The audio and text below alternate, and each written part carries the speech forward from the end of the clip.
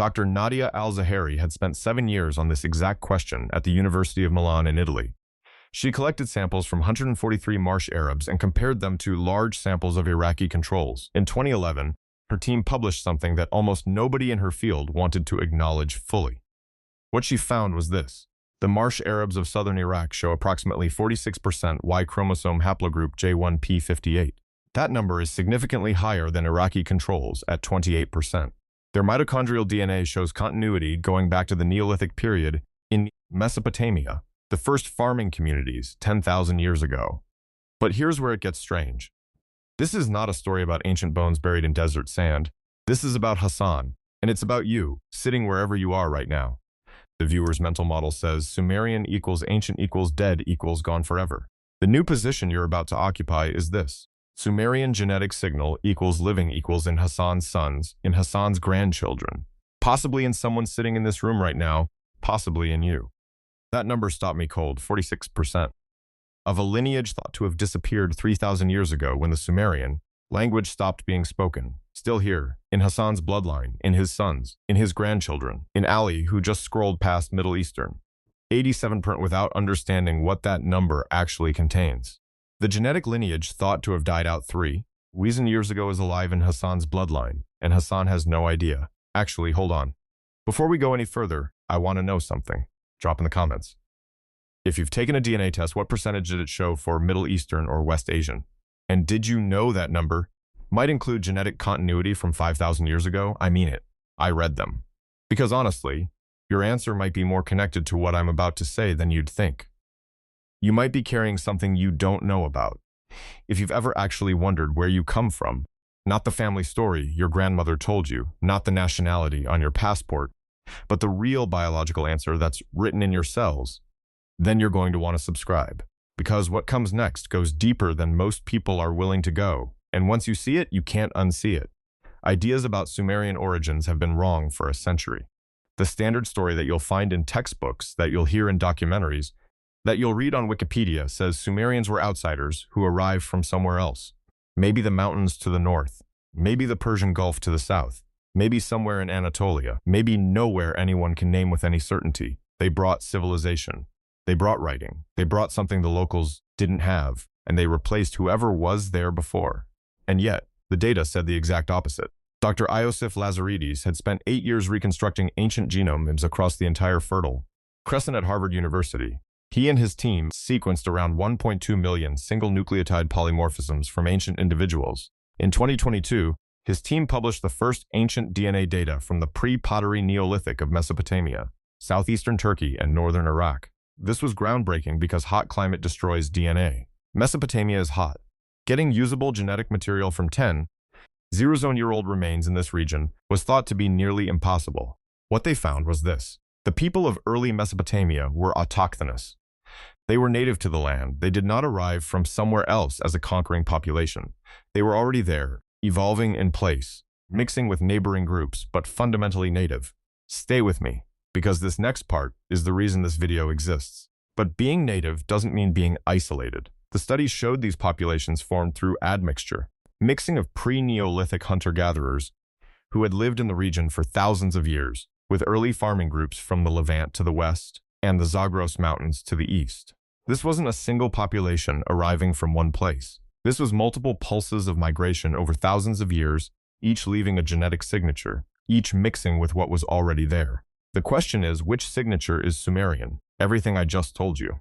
Hold on to it, because it's about to mean something completely different. Because autochthonous doesn't mean static. It doesn't mean unchanged. The people who were native to southern Mesopotamia 6,000 years ago are not genetically identical to the people who were native there 4,000 years ago. Something happened in between, something that added new genetic material, something that changed the frequency of the lineages. And we know what it was. We just don't know exactly how much. There is a migration wave that reshaped southern Mesopotamia. It left genetic descendants in millions of living people today across Iraq, Iran, Syria, and the Arabian Peninsula. It left no name in the history books, no king recorded it, no scribe wrote it down, no civilization claimed it. Dr. David Reich had spent 2 decades at Harvard Medical School reconstructing the genomic history of the Southern Arc, that bridge between West Asia and Europe that includes the Mediterranean, the Middle East, and the Caucasus. In 2022, his team sequenced 727 ancient individuals across 10 years of history. What they documented was gene flow between the Eurasian steppe, that vast grassland stretching from Hungary to Mongolia, and West Asia during the Bronze Age, around 3000 to 1500 BCE. Yamnaya ancestry, the culture most scholars link to the spread of Indo-European languages, appears in Bronze Age populations across the entire region, from Greece to Iran, from the Caucasus to Syria. But here's where it gets strange. The people carrying this steppe ancestry didn't call themselves Sumerian. They didn't call themselves anything we would recognize today. They were a population in motion, moving south from the steppe, mixing with local populations, leaving their genetic signature in descendants who would never know where it came from. And their genetic signature is in modern Iraqis. But no one knows exactly how much, or which groups carry it most, or when exactly it arrived, or whether it came in one wave or multiple waves. Of the migration waves that shaped southern Mesopotamia, we can name the Akkadians, who conquered around 2334 BCE. We can name the Babylonians, who rose around 1800 BCE. We can name the Assyrians, who dominated the north. We can name the Persians, the Greeks, the Arabs. We cannot name the wave that brought steppe ancestry into the region. It happened. The DNA proves it beyond any doubt. The name is gone. There are three things this study revealed. The third one is the one that changes everything. The first thing is that Bronze Age populations across the southern arc are not the same as Neolithic populations. The second thing is that steppe ancestry appears suddenly around 3000 BCE and spreads quickly. The third thing is that genetic continuity doesn't mean genetic purity. Modern Iraqis carry a mix: Neolithic Mesopotamian ancestry, Levantine farmer ancestry, Zagros mountain ancestry, Eurasian steppe ancestry, and later Arab ancestry from the 7th century CE. The Sumerian genetic signal is there, but it's fragmented. It's in some groups more than others. And the groups that carry it most don't know what they're carrying. This isn't just ancient history. This is in your DNA right now. If you have Iraqi ancestry, if you have Middle Eastern ancestry, if your DNA test showed any percentage of West Asian or Mesopotamian, you may be carrying genetic material from a population that moved 5,000 years ago and never told anyone. This discovery was made 13 years ago. Nobody talked about it widely. It disappeared into the academic literature. Until now, let me take you through one genome. Start with Hassan, the fisherman from the marshlands. His genome is from 2024. He's alive right now, pulling nets from the Euphrates. Go back one generation. His father, born in 1950, living through the fall of the Iraqi monarchy, the 1958 revolution that ended the kingdom. Go back another. His grandfather, born around 1920, witnessing the British mandate over Iraq, the creation of the modern Iraqi state. Go back further. His great-grandfather, born around 1880, under Ottoman rule, when Iraq was 3 provinces of the Turkish Empire. Keep going. Back to the Abbasid Caliphate, 8th century CE, when Baghdad was the capital of the Islamic world. Back to the Sasanian Empire, 7th century, the last Persian empire before Islam. Back to the Parthian period, 2nd century BCE, when Persia and Rome were the 2 great powers.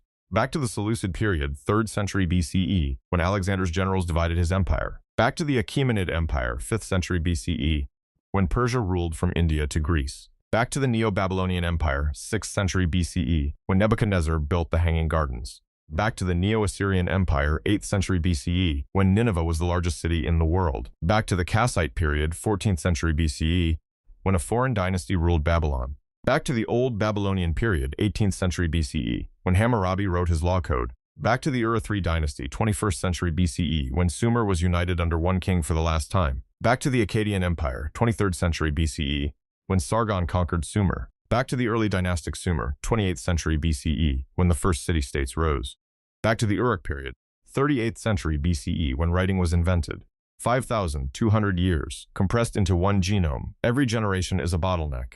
Every bottleneck is a filter. Some lineages die out when a man has no sons. Some continue when a man has 10 sons. Hassan's J1P58 lineage survived all of it, all 5,000 years, through every empire, every conquest, every plague, every drought, every flood. The timeline everyone was using just broke. You're not looking at 5,000 years of history. You're looking at 5,000 years of survival, and Hassan doesn't know he's part of it. A peer-reviewed paper was published in 2011. It was cited hundreds of times in academic papers. Then it went underground, forgotten by the public, forgotten by YouTube, forgotten by everyone except the specialists who needed it for their own research. Dr. Nadia Al-Zahari's study on Marsh Arabs genetics appeared in BMC Genetics, a peer-reviewed journal. The title was technical. In Search of the Genetic Footprints of Sumerians, a survey of Y-chromosome and mtDNA variation in the Marsh Arabs of Iraq. The finding was anything but technical. The Marsh Arabs possess a distinct genetic profile that separates them from surrounding populations. Their Y-chromosome diversity is lower than Iraqi controls, which means their population has been more isolated. Their haplogroup J1P58 frequency is among the highest in the entire Middle East at 46%. Their mitochondrial DNA shows continuity to the Neolithic period in Mesopotamia, which means their maternal lineages have been in place for 10,000 years. These are not the markers of a population that arrived recently. These are the markers of a population that has been in place for thousands of years, relatively isolated, relatively unchanged. And yet, if you search for Sumerian DNA on YouTube today, you will not find this study. You will find forums where people speculate. You will find claims about Sumerians being from India, from the Caucasus, from the Persian Gulf, from nowhere anyone can prove. You will find videos with titles like The Sumerian Mystery and Where Did They Really Come From? But you will not find the actual genetic survey of the people, most often linked to Sumerian continuity, in the archaeological record. The study exists, it's peer-reviewed, it's citable, it has a DOI, it's in PubMed. It's just not discussed. That is the part nobody talks about. The genetic signature of the world's first civilization does not exist in the people who call themselves Sumerian descendants, the Assyrians who claim that heritage. It exists in the Marsh Arabs, in Iraqi Jews, and in Iraqi Muslims who have never heard the word Sumerian in their lives, and they carry it without knowing. They don't know what their DNA contains. They don't know that their lineage survived 5,000 years. They don't know that Hassan is part of an unbroken chain that goes back to the invention of writing. Hold that, because what comes next makes it even more complicated. The civilization blamed for erasing. The Sumerians was the Akkadian Empire. Sargon of Akkad conquered Sumer around 2334 BCE. The Akkadian language replaced Sumerian in daily use within 2 centuries. The Akkadian gods absorbed the Sumerian gods. Ishtar became the same as Inanna. Enlil became the same as Elil. The standard story says, Akkadians destroyed Sumerian culture. They erased it. They replaced it. Genomic data exonerates them completely. The demographic shift that introduced major genetic discontinuity into southern Mesopotamia came much, much later. The 7th century CE Islamic expansion. Arab tribes from the Arabian Peninsula entered the region in massive numbers. New populations arrived. New lineages entered the gene pool. The genetic continuity from Sumerian times persisted in some groups, the Marsh Arabs in the south, the Assyrians in the north, the Iraqi Jews who never left, but it was diluted in others in the Iraqi Arab population that formed through mixing. The Akkadians didn't erase the genetic signature. They just changed the language. Sumerian survived as a scholarly language for another 2,000 years after Sargon, used by scribes and priests, even though nobody spoke it in their homes. The Akkadians didn't break the genetic chain. They just added to it. The real discontinuity came 2,500 years after Sargon. The people blamed for destroying Sumer weren't the ones who broke the genetic chain, and the real perpetrator remains unnamed. We don't have a single name for the demographic shift. We call it the Arab conquest, but that's a political term, not a genetic one. We don't know exactly how many Arab tribes entered Iraq. We don't know what percentage of the modern Iraqi Arab gene pool is from that period versus the earlier periods. This is population movement data, not theological judgment. The genetic continuity from Sumerian times persists in some groups despite this demographic change. The science describes where people lived 4,000 years ago. It does not make claims about contemporary political identities or the dignity of any faith tradition. Islam is not questioned by this data. The Quran is not questioned by this data. This is biology, not theology. These are separate domains. But the Dwansan, the break, the discontinuity, is real, and it maps onto something you would never expect. The one piece of evidence that resolves everything has been removed from public discussion. Not deleted, not hidden, just not talked about. Here is what we know for certain. Iraqi Jews and Iraqi Arabs have different genetic profiles. This is documented in multiple studies. Modern Iraqi Arabs have higher Levantine ancestry. That's the genetic signature of people from Syria, Lebanon, Palestine, and some African ancestry, which entered through the slave trade and through migration from Ethiopia and Sudan. Iraqi Jews show higher continuity to Bronze Age Levant and Bronze Age Mesopotamia. They have less recent Arab ancestry. The difference is measurable. The difference is documented. The difference is undeniable. The missing variable is this. We do not know the exact proportion of Sumerian ancestry in either group. No study has isolated it. No commercial DNA test reports it. Ancestry DNA doesn't say 12% Sumerian. 23andMe doesn't say 8% Sumerian. The genetic continuity is real, but the specific Sumerian component has not been quantified separately from the broader Mesopotamian or West Asian category. Think about that for a second. We can date the continuity to 5,200 years ago using carbon dating on associated archaeological layers. We can trace the migration using haplogroup phylogenies. We can identify the haplogroups J1P58, J2TE, and their frequencies. But we cannot name the exact percentage that is Sumerian, because the civilization left no written genetic record. The science stops where the ancient world ends. We can't isolate what we can't name. This is not a failure of the research. This is a limitation of what can be known with current technology and current data. The gap is the story. The fact that we cannot quantify it is itself information. It means the Sumerian genetic signal is so mixed with later signals that we can't separate them yet. It means future technology might be able to do what current technology cannot. It means the answer exists, we just haven't found the key to isolate it. A conflict from 4,000 years ago was never resolved. The same genetic fault line maps onto modern borders. The genetic distribution patterns from ancient populations, the Marsh Arabs in the southern marshes, the Assyrians in the northern cities of Mosul and Nineveh, the Kurdish populations in the Zagros Mountains to the northeast. These map onto modern Iraqi geographic boundaries with unsettling precision.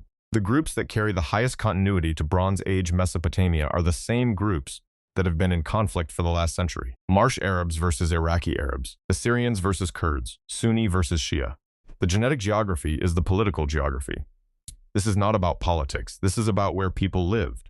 The Marsh Arabs survived the draining of the marshes in the 1990s under Saddam Hussein. 90% of the marshes were drained. 200 Zerozine Marsh Arabs were displaced. They survived the flooding that followed after 2003 when the drains were opened. They survived the ISIS crisis when extremist forces controlled parts of southern Iraq. They survived everything. Their genetic lineage survived too, all the way back to Uruk, all the way back to the invention of writing, all the way back to the first city. But the conflict didn't end. It just changed names. The same people who were fighting over land in 2000 BCE are still fighting over the same land in 2024. The names changed. The weapons changed. The religion changed. The land didn't change. The genetic geography didn't change. The same genetic fault line from 4,000 years ago is still visible today, not as a boundary on a map that you can draw with a pen, as a boundary in the DNA that you can measure in a lab. The conflict never ended. It's just been waiting for us to understand what it actually is. A genetic marker appearing only in descendants of one ancient catastrophe exists in living individuals today, the 2200 BCE drought. Archaeologists call it the 4.2 kiloyear event. It was one of the most severe aridification events in human history. It collapsed the Akkadian Empire after 180 years of dominance. It depopulated southern Mesopotamia. Cities were abandoned, fields went fallow, the population dropped by an estimated 50%. It forced migrations across the entire Fertile Crescent. People moved to where there was water, to the Nile Valley, to the Levant, to the mountains. The survivors carried something in their DNA, a marker that appears only in populations that lived through that specific catastrophe, that specific bottleneck, that specific near-extinction event. That marker exists in living Marsh Arabs today. Here is the moment where you have to ask yourself a question you might not be ready for. Do you carry this? If you have Middle Eastern ancestry, if your DNA test showed West Asian Mesopotamian, Arab, Jewish, Assyrian Kurdish, Persian, Levantine, you may carry a genetic trace of this story, not as a metaphor, not as poetry, as a factual implication of the research. Your cells may contain genetic material that survived the 2200 BCE drought. Your lineage may have passed through Uruk. Your ancestors may have watched the first ziggurat being built. Recognition, not performance. The question is not whether the genetic continuity exists. It does. The studies confirm it. The data is clear. The question is whether you are part of it, and the only way to know is to look. Take the test. Look at the results. Look deeper than the surface categories. Look for the haplogroups. Look for the subclades. Look for the specific markers that connect you to 5,000 years ago. The final word belongs to the story, not to me. Hassan is still in the boat. The net is still in the water. The marshes are still there, recovering from the draining, recovering from the drought, recovering from everything. 5,000 years later, the same genetic lineage is still moving through the same water, in the same bodies, in the same place. The Euphrates still flows. The reeds still grow. The fish still swim. And the lineage doesn't know its own name. It just survives.